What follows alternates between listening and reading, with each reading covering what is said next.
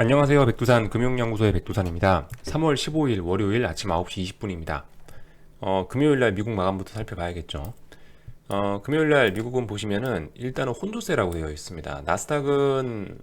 나스닥하고 S&P하고 둘 다 개파락 출발했다가 장중에 계속 반등을 시도했는데 나스닥은 올라오다 말았고 S&P는 일단 상승 전환까지 하긴 했다는 거죠. 근데 상승 전환이 약했다라는 게 금요일날 모습입니다.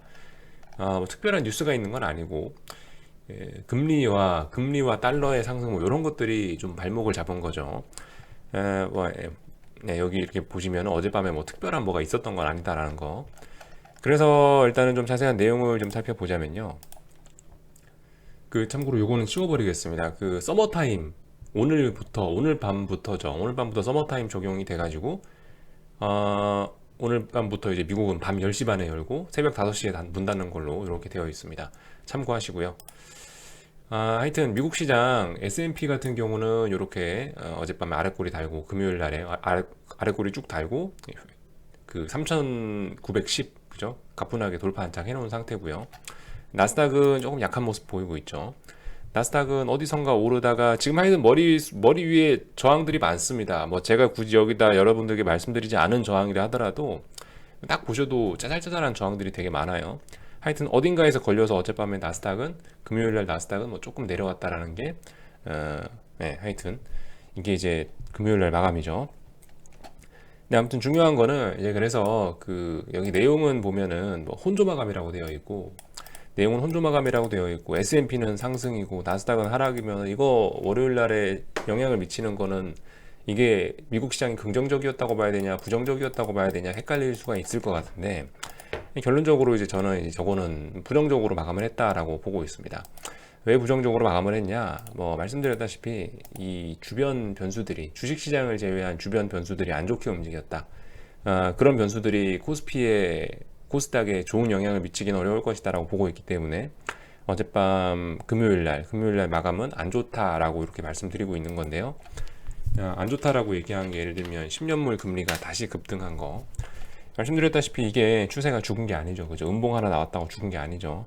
조정이 좀 더 길게 이어질 줄 알았는데 조정이 좀 너무 짧긴 합니다.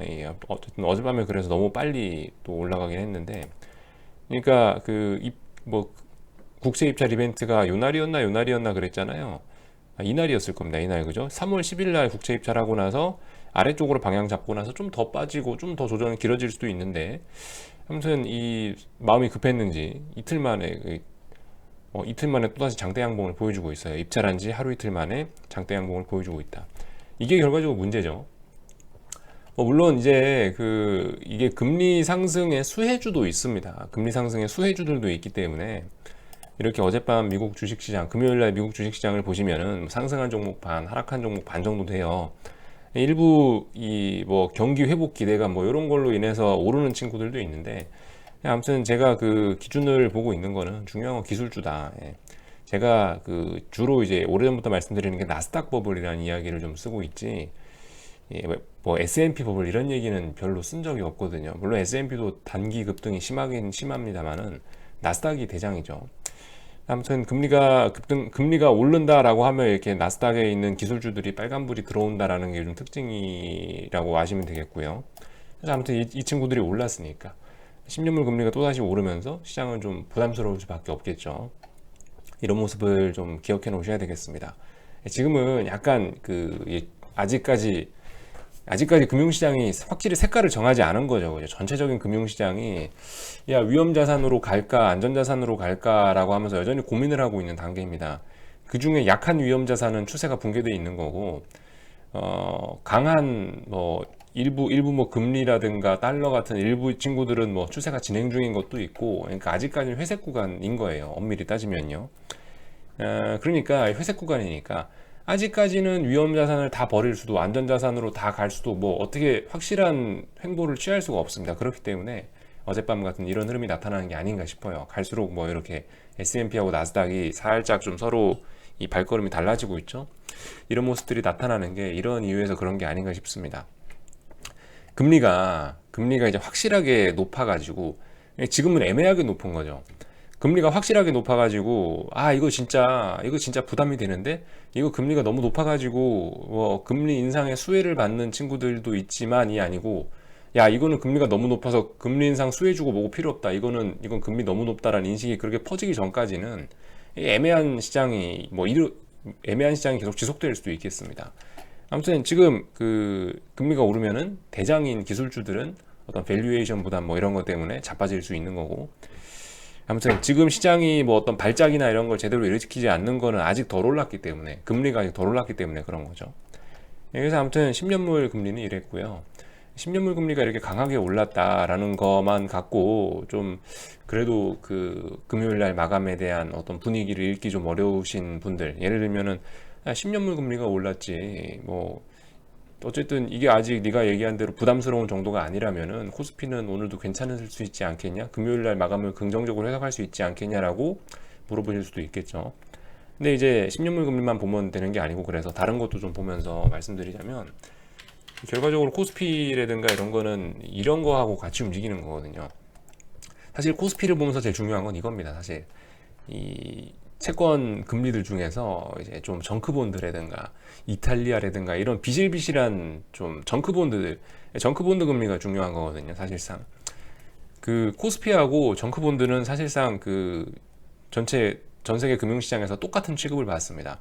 코스피는 정크본드로 취급이 돼서 사실상 얘네하고 비슷한 움직임을 보이게 되는데, 결과적으로 정크본드 금리가 어젯밤에 올랐단 말이죠.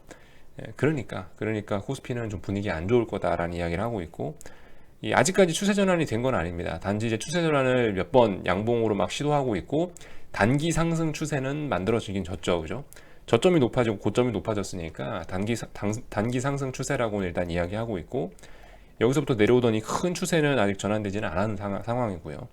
그래서 아무튼 정크본드 금리가 어젯밤에 올랐으니까 월요일날 한국 시장 분위기는 별로 긍정적이진 않겠다라는 이야기를 드리는 거고, 그 금요일날부터 이탈리아 금리도 좀 잘 봐주시면 좋겠습니다라고 이야기를 드렸는데, 이탈리아 금리 같은 것도 어제 많이 올랐죠. 이런 것들 보시면 얘도 그래요. 이탈리아 금리 같은 경우도 물론 아직 여기서 뭐 양봉 나왔으니까 여기서 무조건 앞으로 이제 반등이야 라고 지금 이야기하는 건 아닌데, 대략적인 느낌을 보면 왠지 얘도 단기 상승 추세로 갈 것 같지 않습니까? 뭐 정크본드라든가 이런 것들이 오르고 있으니까 얘도 비슷하게 움직이겠죠. 이런 친구들도 보시면은 사실상 이렇게 쭉 내려오는 이런 하락 추세가, 큰 하락 추세가 아직 극복된 건 아니지만 단기적으로 일단 상승 추세가 나오려고 하고 있고, 뭐 그런 상황이기 때문에 코스피는 안 좋을 거다. 이런 정크본드, 이런 불량한 정부들의 그 채권 금리가 어젯밤에 튀었으니까 코스피 분위기는 별로 안 좋을 거다. 뭐 이런 이야기를 드려보는 거죠. 당연히 그래서 이제 어젯밤에 어젯밤이 아니고 자꾸 어젯밤이라 그러는데, 금요일 날에 원달러 환율은 상승 마감했고요. 많이 올랐습니다. 그죠? 많이 올라서 마감했고, 한 0.5% 올라 마감했고, 5원 넘게 상승해서 마감을 했고요. 달러 인덱스도 장대 양봉이 나오긴 나왔죠. 달러 인덱스도 장대 양봉이 나왔지만 이 3월 11일 날 나왔던 음봉을 장악하진 못하고 일단 끝이 났습니다.